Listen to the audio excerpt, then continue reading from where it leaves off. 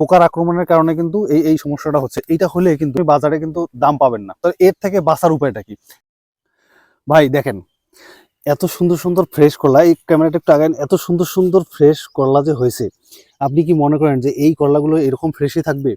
আপনি যদি আপনার নিয়মিত করলার জমিতে যদি পর্যবেক্ষণ না করেন, এসে যদি দেখাশোনা না করেন, তাহলে কিন্তু যেদিন মার্কেটে বিক্রির উদ্দেশ্যে তুলতে আসবেন, এসে দেখবেন কিন্তু করলা অনেক অসংখ্য পোকা ছিদ্র করছে এবং ছিদ্র করার পরে হলুদ হয়ে গেছে। এখানে দেখেন, এখানে দেখেন এত সুন্দর অনেক জালি হয়েছে, কিন্তু এই দেখেন একটা হলুদ হয়েছে। আমি দেখাচ্ছি আপনাকে, দেখেন এটা কিন্তু পোকার আক্রমণ হয়েছে। পোকার আক্রমণের কারণে পোকার আক্রমণের কারণে কিন্তু এই সমস্যাটা হচ্ছে। এটা হলে কিন্তু আপনি বাজারে কিন্তু দাম পাবেন না, একদমই দাম দিয়ে করলা বেচতে পারবেন না। এটা কিন্তু আপনার তখন লজের মধ্যে পড়তে হবে। তো এর থেকে বাঁচার উপায়টা কি? এর থেকে আপনারা কিভাবে করলাকে ফ্রেশ রাখবেন? এই সমস্যাটার কারণে গতকালকে আমি এখানে এসিআই কোম্পানির ফুল টাইম স্প্রে করেছি।